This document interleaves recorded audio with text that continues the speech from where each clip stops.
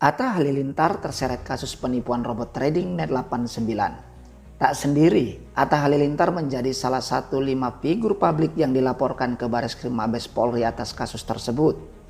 Adapun selain Atta Halilintar, ada 4 pesohor dunia hiburan tanah air lain yang turut dilaporkan dalam kasus ini, yakni drummer Nidji Andri Prakasa, motivator Mario Teguh, musisi Kevin Aprilio, dan selebgram Taki Malik. Laporan tersebut dibuat oleh kuasa hukum korban Muhammad Zainal Arifin di Bareskrim Mabes Polri pada Rabu 26/10/2022. Kelima figur publik tersebut disangkakan dengan pasal 5 ayat 1 junto pasal 2 ayat 1 Undang-Undang Nomor 8 Tahun 2010 tentang pencegahan dan pemberantasan tindak pidana pencucian uang.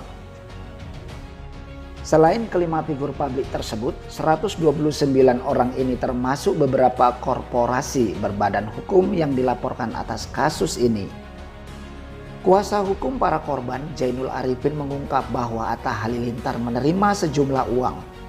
Atta Halilintar diduga menerima hasil kejahatan dari founder Net89 yang bernama Reja Paten dalam kegiatan lelang bandana senilai 2,2 miliar rupiah, kata Zainul Arifin dalam keterangan resmi Kamis 27/10/2022. Sebelumnya Atta Halilintar memang pernah melelang bandana miliknya lantaran banyak warganet yang memintanya.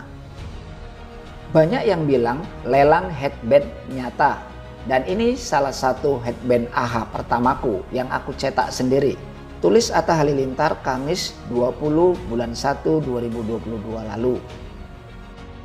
Pada saat itu diketahui bahwa angka penawaran tertinggi adalah 1,5 miliar rupiah. Tawaran itu datang dari netizen dengan akun @gmail_endran_sedap yang kabarnya adalah Crazy Rich asal Tangerang. Namun Atta Halilintar akhirnya melepas handband penuh kenangan yang dipakai di awal karir dengan harga 2,2 miliar. Handband pertama Atta itu terjual melalui lelang yang dimenangkan oleh Reja Paten, trader forex.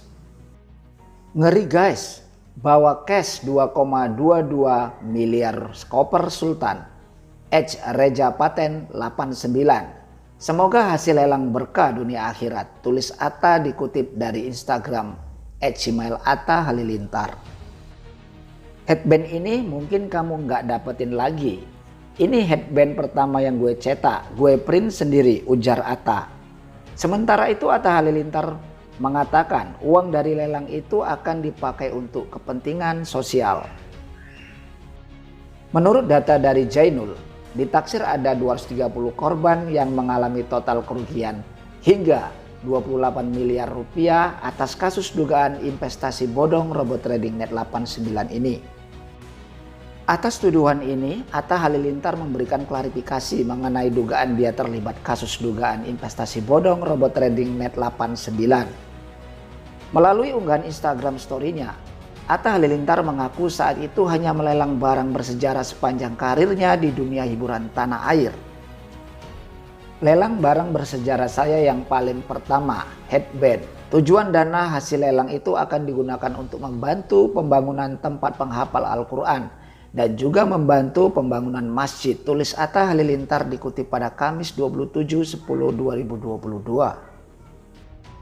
Atta Halilintar menegaskan pada saat itu ia tidak mungkin menanyakan sumber uang kepada setiap orang yang mengikuti lelang. Apalagi kata Atta Halilintar, itu merupakan lelang terbuka. Banyak yang mengikuti lelang itu dan akhirnya ditutup dengan tanggal dan jam yang sudah ditentukan, tutur Atta Halilintar. Oleh karena itu, Atta Halilintar memastikan bahwa ia tidak bermain dengan Net89. Saya sama sekali tidak mengerti dan tidak pernah ikut trading robot, tegas Atta Halilintar. Menurut kuasa hukum para korban Zainul Arifin, nama Atta Halilintar dan Taki Malik diduga menerima uang hasil penipuan robot trading dari founder Net89 Reja Paten dengan modus pelelangan amal. Di sisi lain, Kevin Aprilio dan Andri Prakarsa diduga ikut mempromosikan Net89 melalui siaran media elektronik seperti meeting Zoom. Sementara motivator kondang Mario Teguh diduga berperan sebagai leader dan founder Billions Group Net89 yang turut mempromosikan Net89. Sampai saat ini, Reza Paten selaku founder Net89 sekaligus orang yang paling bertanggung jawab atas penipuan masih menghilang dari peredaran.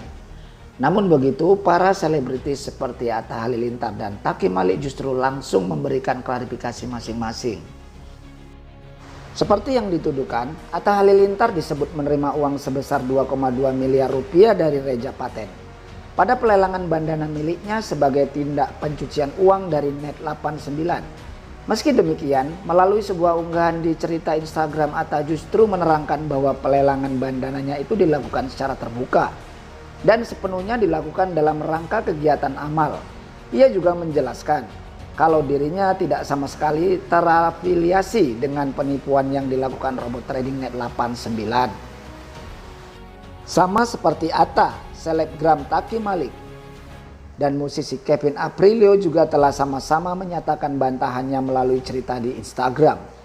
Menurutnya Taky, ia sama sekali tidak tahu menahu soal Net89 dan industri trading. Sementara lelang yang dimenangkan oleh Reza Paten bukanlah kesengajaan, karena yang bersangkutan merupakan bidder tertinggi. Di samping itu, Kevin Aprilio juga menuturkan kalau dirinya hanya sekali tampil di meeting Zoom Net89 sebagai bentuk bantuan kepada rekannya tanpa menerima bayaran. Kasus penipuan robot trading memang telah menjadi fenomena yang pelik di tanah air. Hal ini bahkan telah menyeret sejumlah crazy rich dadakan seperti Indra Kents dan Doni Salman ke dalam bui dan telah merugikan masyarakat secara finansial hingga ratusan miliar. Indra Kesuma alias Indra Kents terdakwa kasus investasi bodong binary option binomo dituntut 15 tahun penjara dan denda 10 miliar rupiah. Menjatuhkan pidana dengan pidana penjara selama 15 tahun penjara dikurangi masa penangkapan dan penjara yang sudah dijalani, kata Jaksa Penuntut Umum Prima Yuda Yutama dalam sidang pembacaan tuntutan di Pengadilan Negeri Tangerang Rabu tanggal 5/10/2022. Menjatuhkan pidana tambahan berupa denda sebesar 10 miliar rupiah bila mana tidak dibayar maka diganti dengan tindak pidana kurang 12 bulan penjara tambah dia. JPU Tommy Kurniawan menyebutkan tuntutan tersebut merupakan didasarkan pada fakta-fakta yang terungkap dalam persidangan. Berdasarkan fakta-fakta yang terdapat dalam keterangan saksi, keterangan ahli, barang bukti, dan keterangan terdakwa dalam persidangan selama ini, kata Tommy.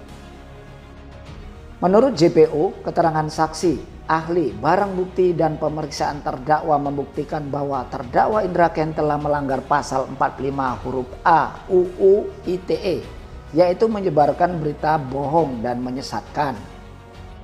Selain itu, Indra Kents juga dinilai telah terbukti melanggar dakwaan pasal 28 UU ITE, yakni dengan sengaja dan tanpa hak menyebarkan berita bohong dan menyesatkan yang mengakibatkan kerugian konsumen dalam transaksi elektronik. Terakhir, Indra dinilai melanggar pasal 3 UU, tindak pidana pencucian uang. Di sisi lain, Doni Salman sebagai tersangka dugaan kasus penipuan berkedok trading binary option Quotex pada Selasa 8 bulan 3 2022. Kini pria yang dijuluki Crazy Rich Bandung itu terancam hukuman pidana 20 tahun penjara.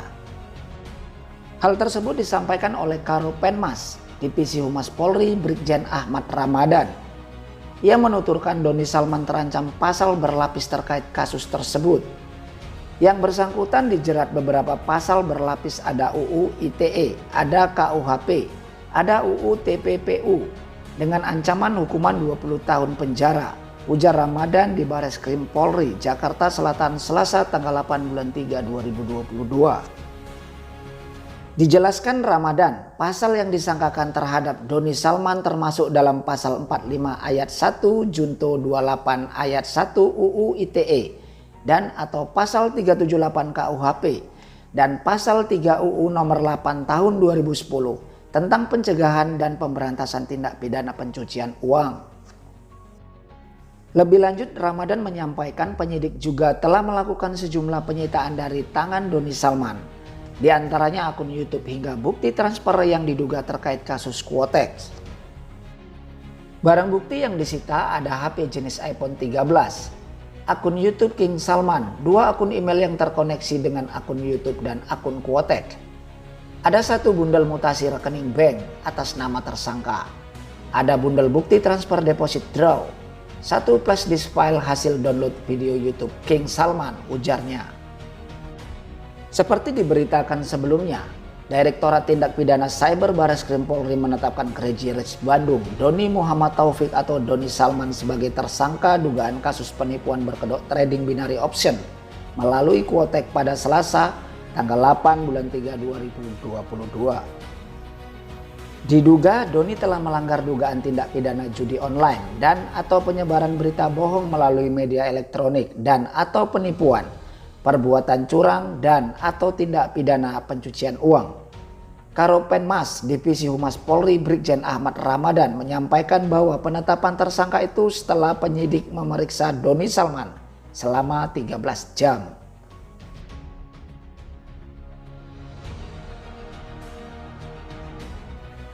Terima kasih sudah menonton. Jangan lupa subscribe, like, comment, and share. Dan jangan lupa klik notifikasi loncengnya ya agar selalu mendapatkan informasi terbaru dari saya.